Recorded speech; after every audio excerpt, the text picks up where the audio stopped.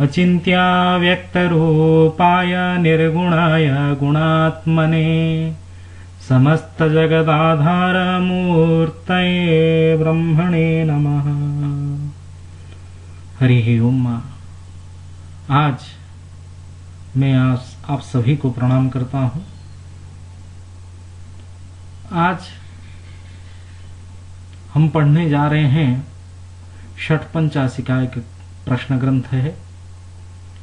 उस प्रश्न ग्रंथ का द्वितीय अध्याय को पढ़ने जा रहे हैं। तो यह षट्पंचाशी का ग्रंथ जो वराह मिहिराचार्य हैं, उनके सुपुत्र पृथुयशा दैवज्ञ ने लिखे हुए हैं। पृथुयशसा प्रणीतम इदम अयम ग्रंथः षट्पंचाशी का।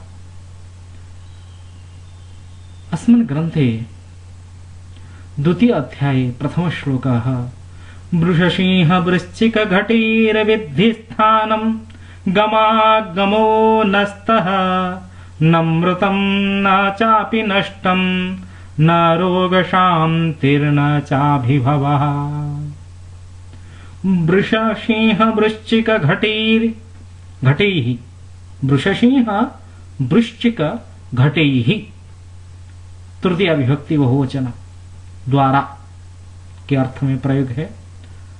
वृषसिंह वृश्चिक घटैः इत्युक्ते कुंभ राशि भी। वृष राशि, सिंह राशि, वृश्चिक राशि, कुंभ राशि, ये चारों की चारों राशि स्थिर राशि हैं। तो ये षट्पंचाशी का ग्रंथ संपूर्ण प्रश्न ग्रंथ है। तो यह प्रश्न ग्रंथ के फलादेश के लिए हमको प्रश्न कुंडली का निर्माण करना चाहिए।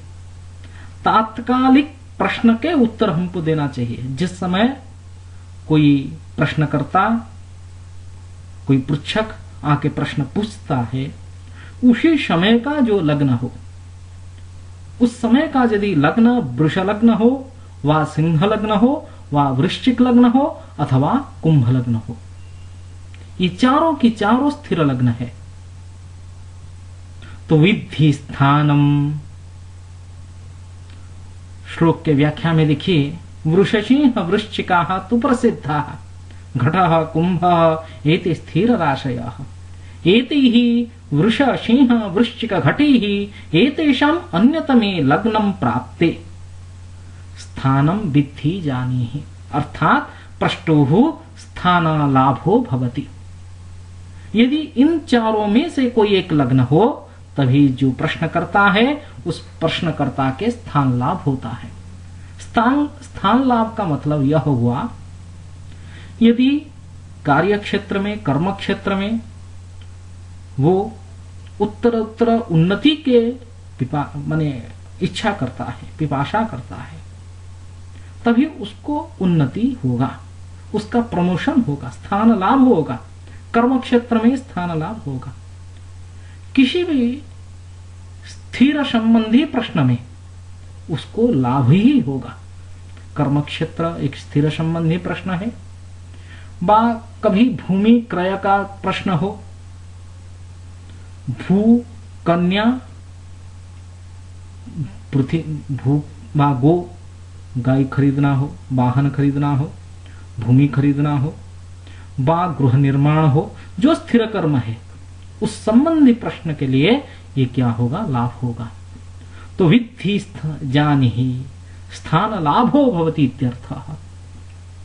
परंतु गमागमो नस्तः, यात्रा संबंधी प्रश्ने, विदेश यात्रा संबंधी प्रश्ने तस्य यजमानस्य गमागमो नस्तः, उस व्यक्ति का, उस प्रश्नकर्ता का गमन नहीं होगा, व आगमन भी नहीं होगा। मतलब यदि वो विदेश में रह रहा है तो विदेश से प्रत्यावर्तन भी नहीं करेगा। यदि विदेश जाने की इच्छा कर रहा है और जब वो प्रश्न कर रहा है उस समय में प्रश्न लग्न जो है वो स्थिर लग्न है, तभी उसका गमनागमन भी नहीं होगा। गमागमो नस्तः गमश्च आगमश्च गमागमो तौ नस्तः न भवतः नमृतम।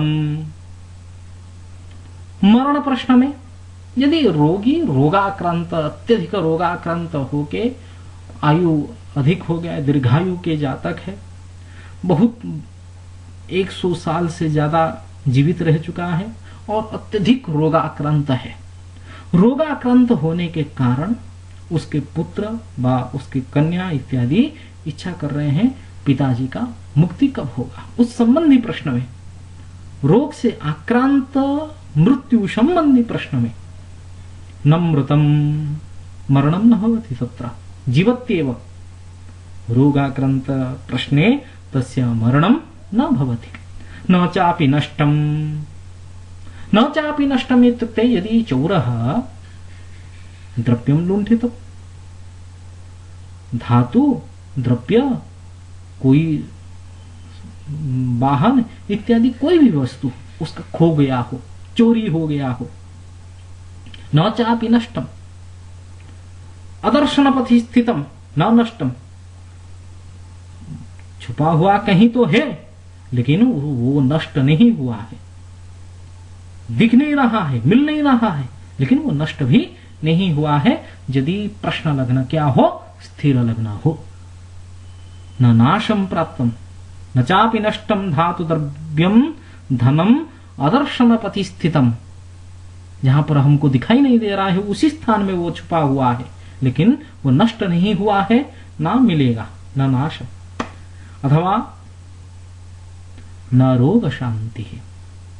अत्र विदेशस्थो नरः यदि कश्चित् जातकस्य प्रश्नः भवति, मम पुत्रः विदेशे अस्ति, सः तत्र तस्य विद्यते वा न, तस्य संवादः तेन साकं न भवति, कश्चित् कारणवशात् तैः सार्धं यदि संवाद संपर्कः न भवति, तत्र प्रश्न आगच्छति सः तत्र जीवति वा न नष्टः। विदेश में है कोई व्यक्ति और वो व्यक्ति जीवित है, नष्ट हो गया है या जीवित है, उस संबंधी प्रश्न में भी आपको क्या कहना है, न नष्टम। यदि स्थिर लग्न है, नष्ट नहीं हुआ है, वो जीवित है। न रोग शांति, यदि जुरादि रोगी ही पीड़ितः सन् जातकः प्रश्न पृच्छति वा यजमानः वा पृच्छकः प्रश्नं पृच्छति, जुरादि रोग शांतिर्भविष्यति वा न इति प्रश्ने। न रोग शांति, यदि स्थिर लग्न भवति तस्य रोग शांतिर्न भवति। कस्य? पृच्छकस्य। तो रोग की शांति नहीं होगा यदि स्थिर लग्न हो।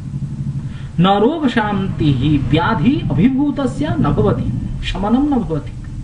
न चाभिभवः, अभिभव इत्युक्ते पराजयः। अभिभव का मतलब क्या है? पराजयः। सः शत्रोः सकाशात् न पराजयो भवति। यदि स्थिर लग्न हो, वो पराजित नहीं हो सकता है। तो इस श्लोक का अक्षरिक अर्थ है, व्यक्ति का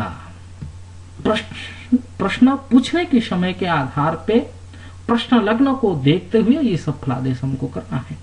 वृषसिंह वृश्चिक घटीर विद्धि स्थानम गमागमो नस्तः न मृतम न चापि नष्टम न रोग शांतिर न चाभिभवः। अभिभव इत्युक्ते पराजयः। तदनन्तरम् अग्रिम श्लोके पृथ्वीशा यशसा उच्यते कथ्यते च तद् विपरीतं तु चरेर् द्विशरीरेर्मिश्रितं भवति लग्नेन्दोर्वक्तव्यं शुभदृष्ट्या शोभनम् अतो अन्यत्। तद् विपरीतं तु चरैः, यथा स्थिरलग्ने विचारितम् अस्माभिः तद् विपरीतं विचारणीयं कुत्र? चरलग्नेषु। चरलग्न में उसका विपरीत विचार करना है। जो हम स्थिर लग्न में विचार किए हैं उसका विपरीत विचार हमको कहां पे करना है? चरलग्न में। तो चरलग्न कहने से 1 4 7 10 मतलब मेष कर्क तुला मकराः। चराः चरराशयः के मेष कर्कट तुला मकराः। विद्धि प्रश्ने स्थान लाभ प्रश्ने स्थान लाभो न भवति। चरलग्ने यदि जातकः प्रश्नं पृच्छति अपृच्छकः प्रश्नं पृच्छति तर्हि चरलग्ने सति स्थानलाभो न भवति। उन्नति न भवति। स्थान संबंधी वा स्थायी स्थिर संबंधी यत् प्रश्नं गृह निर्माणं भवतु वा भूमिक्रय भवतु स्थिर संबंधी प्रश्नं तस्य न भवति, लाभो न भवति। चराभिधानैः पृच्छलग्नस्थैः तत्फलम् अनन्तरोक्तं विपरीतं विपर्यात् भवति पूर्वमुक्तम् एव।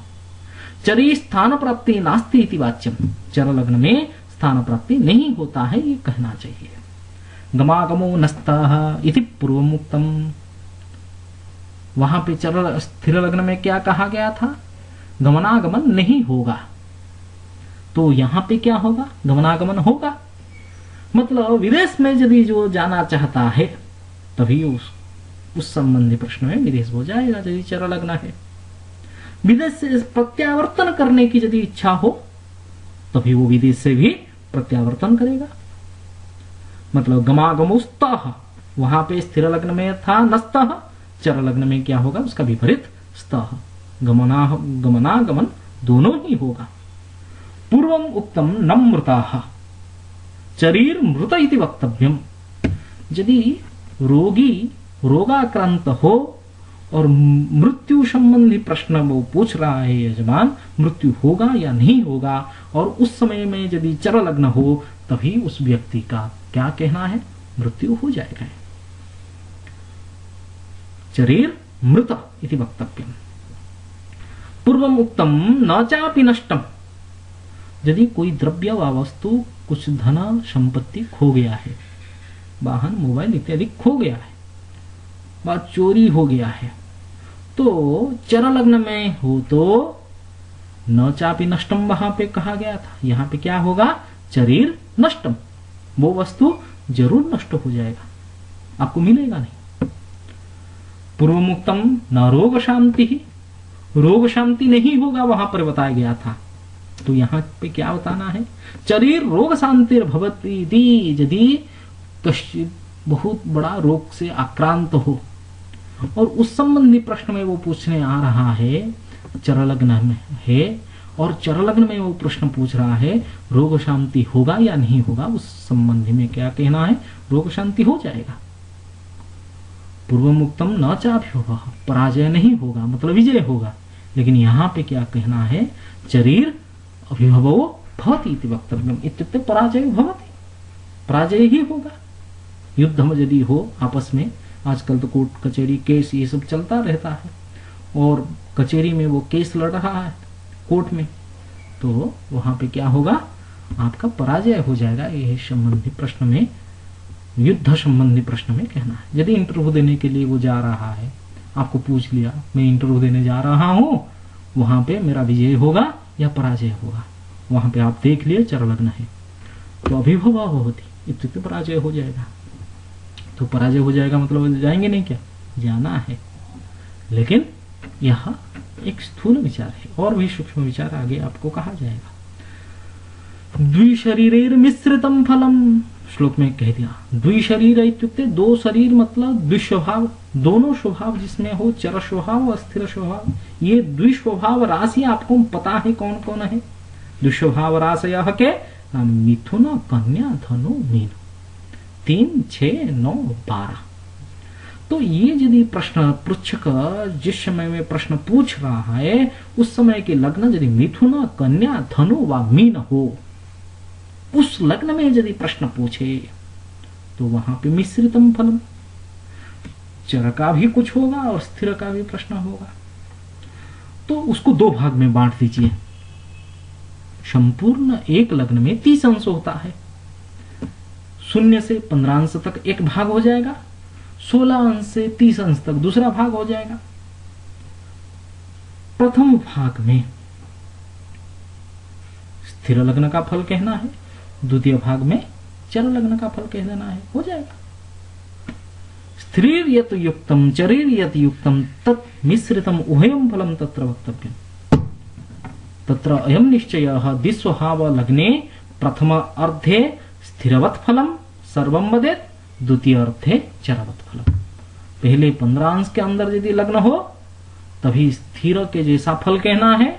यदि 16 अंश से 30 अंश के अंदर लग्न स्पष्ट हो वहां पे चरक के जैसा आपको उत्तर दे देना है।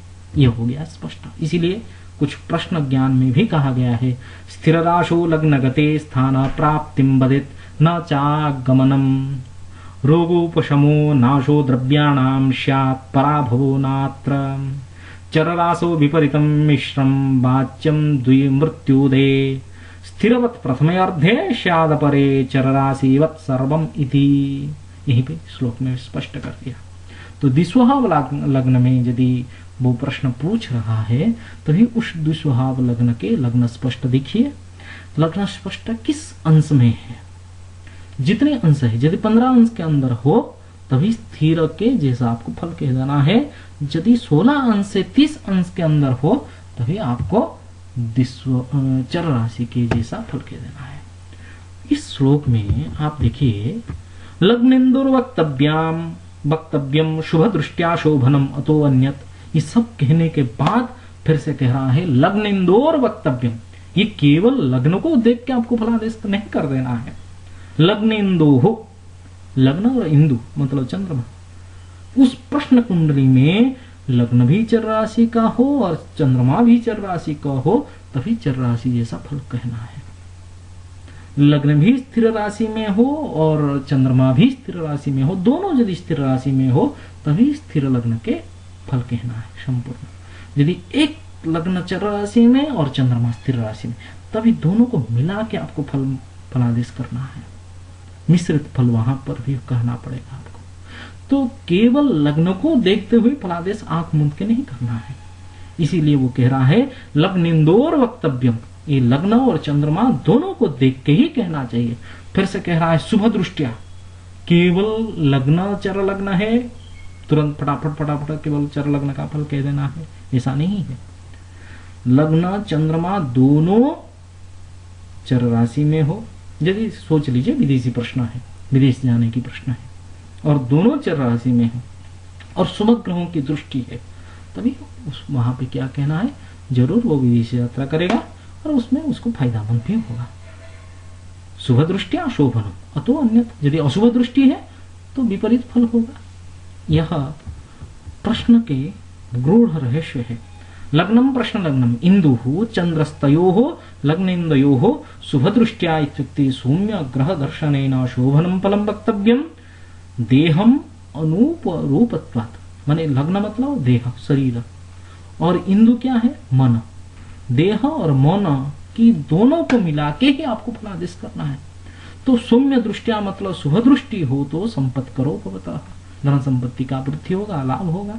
अतो अन्यत इति अस्मात् उक्तात् विपरीते अन्य अशुभम वक्तव्यम। विपरीत मतलब यदि अशुभ ग्रहों की दृष्टि हो, पाप ग्रहों की दृष्टि हो तभी उसका उल्टा फल कहना है। सर्व पृच्छाशु अशोभनम फलम वक्तव्यम पाप दृष्टो, अर्थात एक किस्मिन् उभय दृष्टो वक्तव्यम इति। ये नमस्कार प्रणाम। अग्रिम श्लोक हम आगे पढ़ेंगे। आज यहाँ इतने में